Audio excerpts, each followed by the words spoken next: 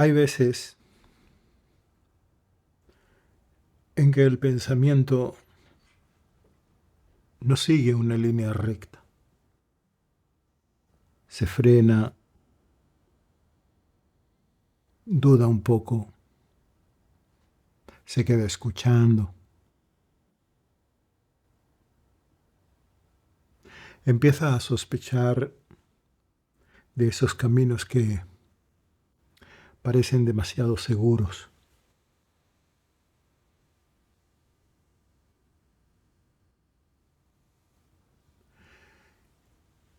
Y muchas veces lo que abre nuevas formas de ver es una pequeña fisura, una grieta por donde se cuela la duda.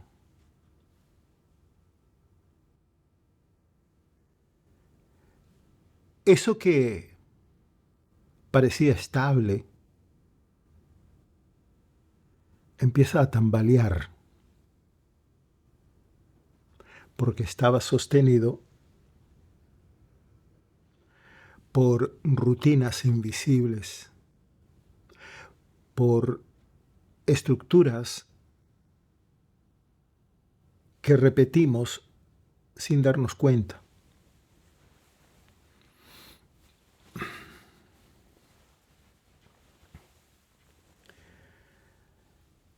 Pensar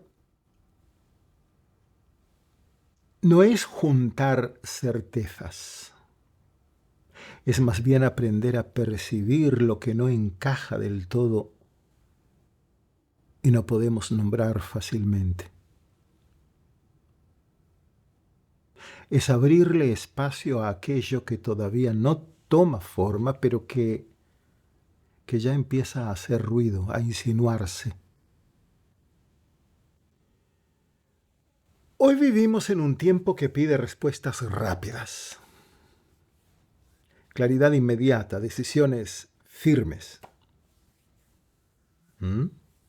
Frente a eso, este tipo de pensamiento puede resultar incómodo. Y sin embargo, ahí es donde está su valor. No busca imponer una verdad más. Cuando los marcos que usamos siempre ya no alcanzan ni explican, debemos prestar atención a lo que queda afuera, a lo silenciado. Muchas veces, una nueva manera de mirar empieza con un pequeño giro.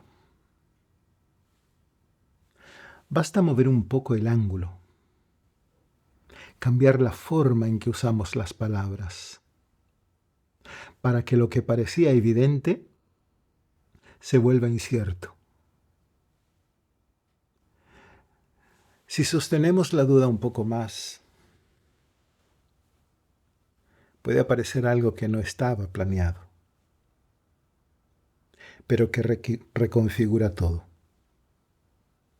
Y lo que estaba en la sombra empieza a cobrar sentido. Pensar de esta forma es aceptar que no siempre vamos a tener el control. Es entrar en una dinámica donde el lenguaje no impone, sino que acompaña. Donde no todo se resuelve, pero sí se despliega. Y mucho puede cambiar ahí. Uno de los pensadores más influyentes del siglo XX, Jacques Derrida, nos da una herramienta para cuestionar lo que muchas veces damos por sentado: la deconstrucción. La deconstrucción. ¿Qué es deconstruir? No se trata simplemente de desmontar ideas porque sí. Es un gesto que nos invita a mirar con atención crítica algunas de las oposiciones más arraigadas en la historia del pensamiento. Ser y no ser, verdad y mentira, dentro y fuera, todas esas categorías organizan nuestra forma de pensar desde hace siglos, generaciones, y muchas veces sin que nos demos cuenta. Crean jerarquías y excluyen otras posibilidades. Derrida insistía en que la deconstrucción no debía ser encerrada en una definición fija, porque definirla sería justamente ir en contra de lo que propone. Si uno lo encierra, le quita lo más importante,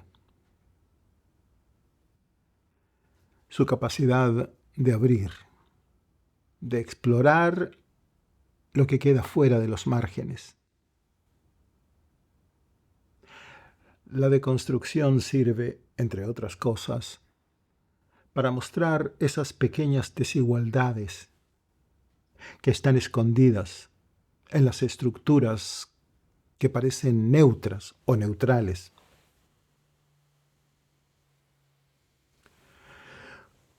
Uno de sus conceptos más provocadores es el de experiencia de lo imposible. Suena abstracto, ¿sí? Pero tiene un impacto concreto. Lo que plantea es que la filosofía no debería limitarse a buscar certezas o verdades definitivas. Al contrario, debería acercarse a lo que se escapa, a lo que no encaja del todo. Ahí es donde se abre un espacio nuevo. El mundo es más amplio que nuestras categorías y parte del trabajo del pensamiento es aprender a convivir con ese desborde. Y en ese mismo espíritu hay una frase muy conocida de Derrida: no hay nada fuera del texto. No hay nada fuera del texto. Esta idea ha sido muchas veces malinterpretada y muy malinterpretada. No está diciendo que todo es solo palabras o que la realidad no existe. Solo señala que todo lo que entendemos, todo lo que percibimos o tratamos de explicar está mediado por estructuras de lenguaje. No accedemos al mundo tal cual es, de forma pura o directa. Siempre lo hacemos a través de signos, de palabras, de marcos que organizan nuestra percepción.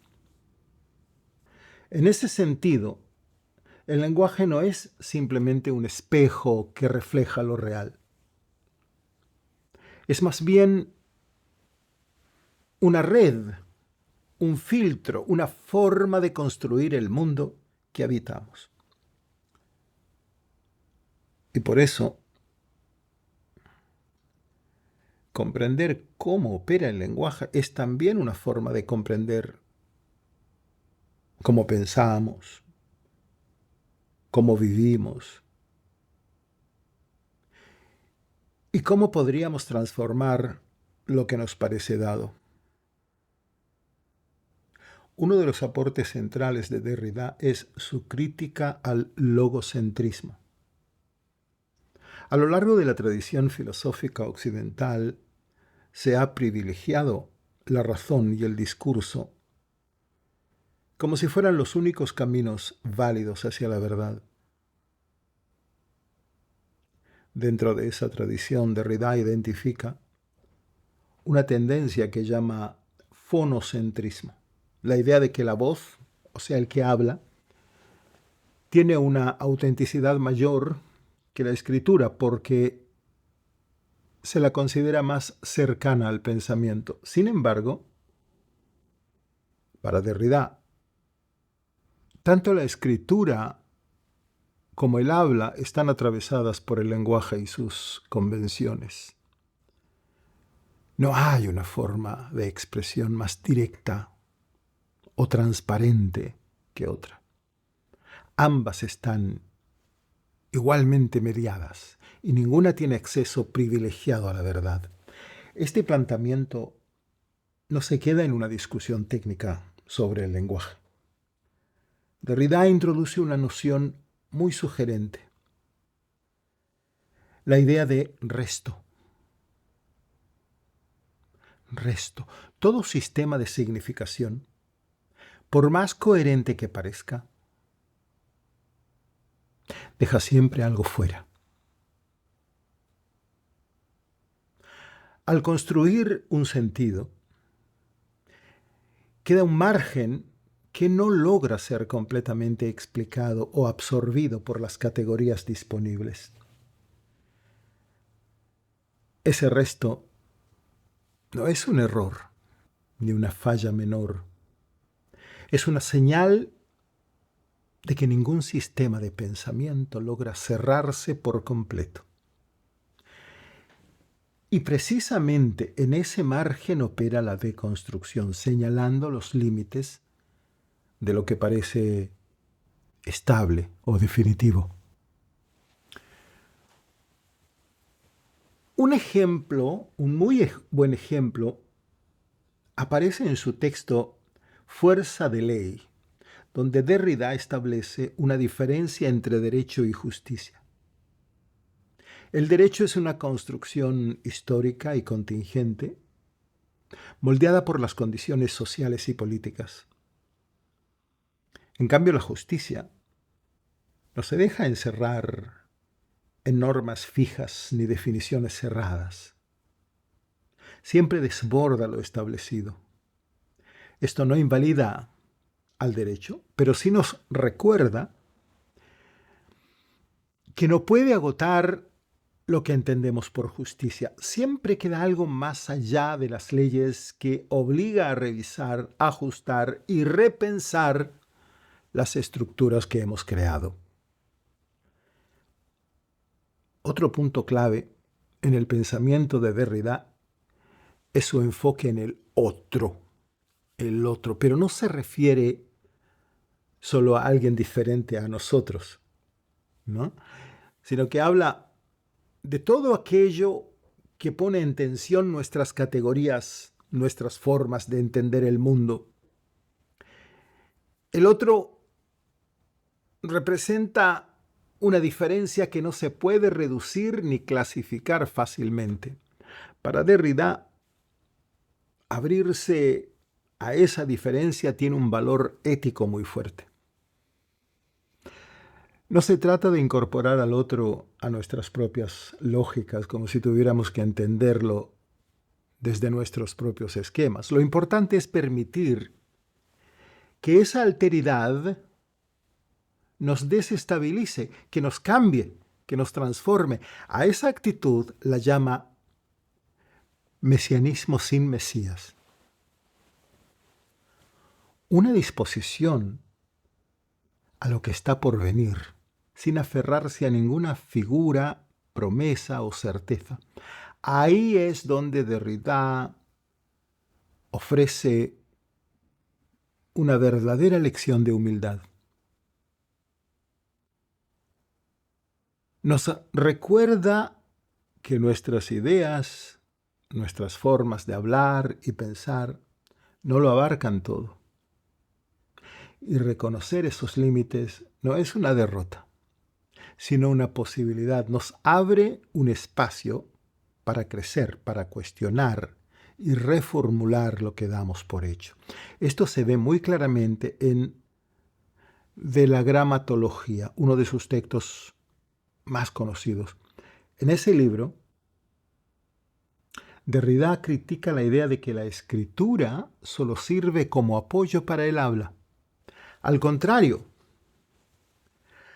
propone que la escritura revela que el sentido nunca está del todo presente. Esa idea la llama diferencia. Y con ella señala que el significado siempre se desplaza, nunca se detiene por completo. Interpretar no es llegar a un punto final, sino seguir un movimiento constante. Y ahí está el valor de la escritura. Deja espacio a lo ambiguo, a lo múltiple, a lo inesperado. Esto no se queda solo en la filosofía. Las ideas de Derrida han influido en muchos otros campos. La literatura, los estudios de género, el derecho, la teoría política. Uno de los conceptos que más impacto ha tenido es el del falogocentrismo. Con él, Derrida critica cómo ciertas estructuras de poder, sobre todo las patriarcales, se integran en la manera en que pensamos y hablamos. Este concepto fue retomado por movimientos feministas y postcoloniales que lo usaron para cuestionar las normas que reproducen exclusiones y desigualdades. En debates actuales como el del lenguaje inclusivo, la deconstrucción ofrece herramientas valiosas para revisar reglas gramaticales que refuerzan jerarquías impuestas por la tradición. La deconstrucción no pretende dar respuestas cerradas, no intenta borrar las ambigüedades, sino explorarlas y reconocer en ellas un espacio para la invención y la transformación. Nos muestra que lo que decimos y pensamos siempre está atravesado por estructuras, pero también por la posibilidad de abrirlas, de replantearlas. Más que llevarnos a un punto final, nos invita a estar en movimiento, a mantenernos atentos a lo que todavía no llega, a lo que aún no se formula. Derrida nos enseñó que los límites no son barreras definitivas, solo el punto de partida para seguir creando, pensando y diciendo de otra manera. Pensar no es siempre encontrar una solución.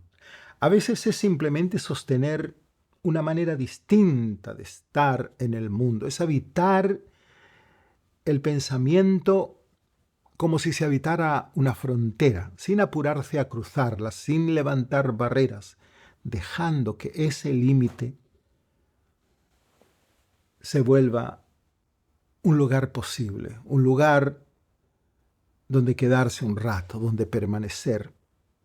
No todo lo importante se encuentra en el centro. Muchas veces, lo más significativo aparece en los bordes, en esos espacios donde las formas todavía no se terminan de cerrar, donde el lenguaje no se impone, sino que titubea. Vivimos en una época que valora la velocidad. Todo parece estar diseñado para avanzar, resolver, producir. En ese contexto, frenar a pensar puede parecer un lujo o una pérdida de tiempo, pero justo en esa pausa, en ese gesto sin apuro, se abre otra posibilidad, una forma distinta de relacionarnos con el sentido. Acompañarlo en su movimiento y seguirlo mientras cambia. El pensamiento no tiene que cerrarse como si fuera un sistema. También puede ser un espacio donde se escucha, donde la atención va más allá de lo que ya se dijo, hacia eso que carece de palabras. Pensar puede ser una forma de cuidar lo invisible, lo que escapa a las fórmulas y no quiere quedarse fijo. A veces, con solo mover una palabra de lugar, con apenas una pequeña torsión de la mirada, el mundo cambia de forma. No hace falta una gran revelación ni una respuesta definitiva. Solo una manera de abrir sin necesidad de cerrar después. Quizás lo más valioso es seguir caminando. Continuar caminando, porque en el trayecto también se encuentra sentido. Seguir pensando aunque no haya conclusión, seguir escuchando aunque no haya certeza. Lo que realmente transforma no siempre grita. A veces apenas susurra, apenas toca, pero en ese roce mínimo, empieza otra forma de mirar. Y desde ahí también otra forma de vivir.